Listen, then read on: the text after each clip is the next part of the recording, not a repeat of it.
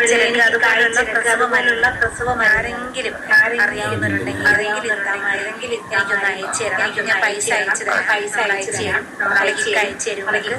ഇപ്പൊ നിങ്ങൾ അങ്ങനെ ആരെങ്കിലും പ്രസവ മരുന്നുകളുണ്ടല്ലോ, നമുക്ക് കുറിഞ്ഞിക്കുഴമ്പൊക്കെ ചെറിയൊരു കയ്പ് പോലത്തേക്ക് ഉണ്ടല്ലേ.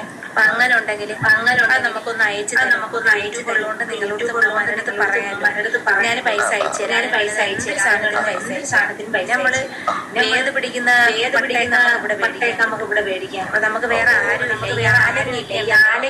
അസ്സലാമു അലൈക്കും വറഹ്മത്തുള്ളാഹി വബറകാതുഹു. ഈ നജില ഷാനെ കുറിച്ച് ഞാനും ഇപ്പോൾ വ്ളോഗ് ചെയ്യാറില്ല. എന്തുകൊണ്ടെന്നാൽ നമ്മൾ അവളെ സംബന്ധിച്ച് പരാമർശിക്കുമ്പോഴാണ് അവർക്കൊക്കെ കൂടുതൽ എന്താകുന്നത്, എന്തൊക്കെ പറയണമെന്നും കാട്ടണമെന്നും അല്ലേ ഒക്കെ ചിന്തിക്കുന്നത്. അപ്പോൾ പ്രതികരണം ഇല്ലാതെ നമ്മുടെ ആരുടെയും പ്രതികരണം ഇല്ലാതിരുന്നാൽ പിന്നീട് പിന്നെ അങ്ങനെ കൂടുതൽ അവർ പ്രകോപിതരാവില്ല. അപ്പോൾ ഇപ്പോൾ ഇവളെ സംബന്ധിച്ചിടത്തോളം ഇവൾ പ്രസവത്തോട് അടുത്തിരിക്കുന്നു എന്ന് പറയുന്നുണ്ട്. അപ്പോൾ ഇവൾ സങ്കടപൂർവ്വം ഇപ്പോൾ പറയുന്ന കുറേ കാര്യങ്ങളുണ്ട്. നോക്കൂ, നിങ്ങൾ സ്വന്തം ഉമ്മയോട് ഉപ്പയോട് ആരോടും പ്രതിബദ്ധതയില്ല. നോക്കൂ, പറയുന്നതൊക്കെ മാഷാ അല്ലാഹ് അസ്സലാമു അലൈക്കും. അങ്ങനെ ഇപ്പോൾ പ്രസവത്തോടനുബന്ധിച്ച് ആസ്പത്രിയിൽ അഡ്മിറ്റാണെന്നോ, എനിക്ക് ഇഷ്ടം പോലെ ബുദ്ധിമുട്ടുണ്ട്, എനിക്ക് മരുന്ന് അയച്ചു തരണം നിങ്ങൾ, അതുപോലെ തന്നെ എനിക്ക് പൈസ അയച്ചു. മഴ നല്ല നമുക്ക് ഭയങ്കര മഴയാണ്. പിന്നെ പരീക്ഷ. പിന്നെ ഞാനൊരു ഇങ്ങനൊരു വീഡിയോ ചെയ്യാൻ കാണിച്ചാല്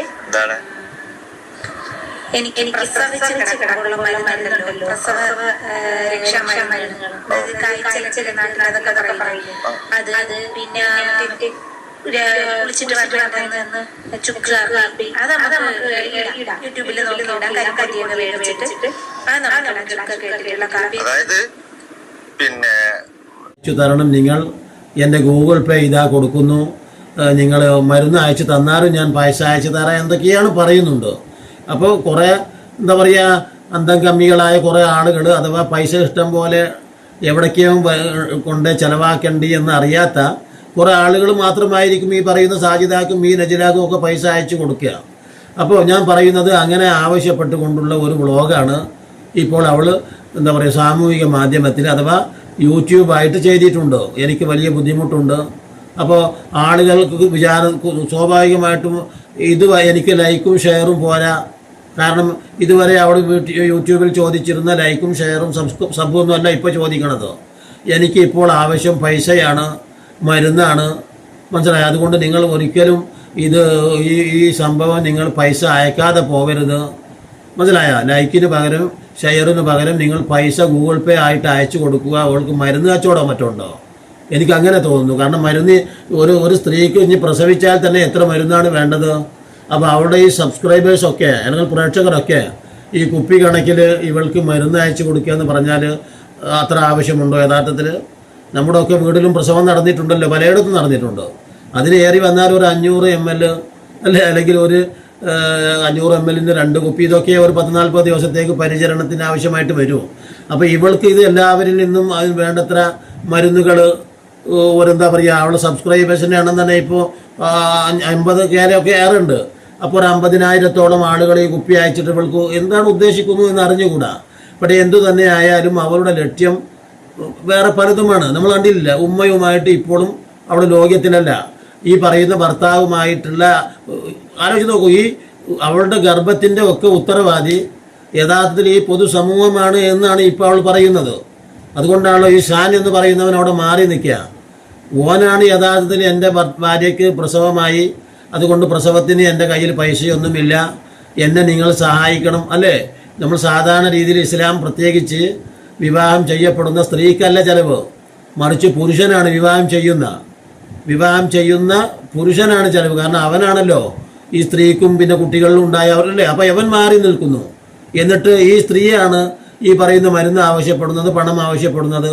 അപ്പോൾ ഈ പറയുന്ന നജലയുടെ പ്രസവത്തിന് അല്ലെങ്കിൽ ഗർഭത്തിന് ഇവിടുത്തെ നിങ്ങളൊക്കെ തന്നെയല്ലേ ഉത്തരവാദി എൻ്റെ പ്രസവത്തിന് എന്ന് പറയുന്ന ഒരവസ്ഥ യഥാർത്ഥത്തിൽ ഇപ്പോൾ ഈ നജല എന്ന് പറയുന്ന സ്ത്രീ സ്ത്രീക്കുണ്ട്. അതാണ്, അതുകൊണ്ടാണ് യഥാർത്ഥത്തിൽ നിങ്ങളുടെ ഉത്തരവാദിത്വം ഒഴിയില്ല എന്നൊക്കെ പറയുന്നത്. എന്തൊക്കെയോ പറയുന്നതെന്ന് അള്ളാഹു ആലം. ആലോചിച്ച് നോക്കൂ.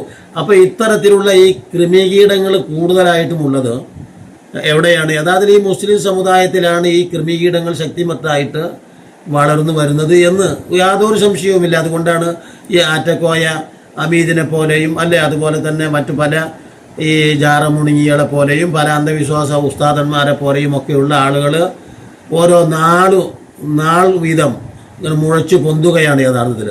ആരും ഇതിനെ പൊതുസമൂഹത്തിൽ ആരും തന്നെ ഇതിന് മറുപടി പറയാനുമില്ല. പണ്ഡിത വിഭാഗമാവട്ടെ അതിനേക്കാളും അധപ്പതിച്ച ഒരു രീതിയിലും മുന്നോട്ട് പോകുന്നു.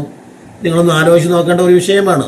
അതുകൊണ്ട് ഇപ്പോൾ എത്രയും പെട്ടെന്ന് നിങ്ങളെല്ലാവരും കൂടെ അവൾക്ക് എന്താ പറയുക ഒരു ലോറി വിളിച്ച് അതാണ് കുറച്ചും കൂടെ എളുപ്പമാവുക എന്നാണ് എനിക്ക് തോന്നുന്നത്. ഓരോരുത്തരായിട്ട് ഇവൾക്ക് പാർസൽ ചെയ്യുന്നതിനേക്കാൾ നല്ലത് ഇവിടുത്തെ സബ്സ്ക്രൈബേഴ്സൊക്കെ കൂടെ ഒരു വലിയ ലോറിയിൽ, എനിക്ക് തോന്നുന്നു ലോറിയിൽ കൊണ്ടുപോയാലും സാധിക്കുകയില്ല. അത്രമാത്രം സബ്സ്ക്രൈബേഴ്സ്, ഒരു 50,000 സബ്സ്ക്രൈബേഴ്സ് ഇവൾക്ക് കണ്ടമാനം മരുന്നുകളും ഭക്ഷണങ്ങളും സംവിധാനങ്ങളും എത്തിക്കുകയാണെങ്കിൽ ഒരു ലോറിയിൽ പോലും സാധിക്കുകയില്ല എന്നാണ് എനിക്ക് തോന്നുന്നത് എന്ന് പറഞ്ഞുകൊണ്ട് ഇനിയും നല്ല നല്ല വീഡിയോകളുമായി നിങ്ങളെ കണ്ടുമുട്ടുന്നത് വരെ നിങ്ങൾക്ക് നന്ദി.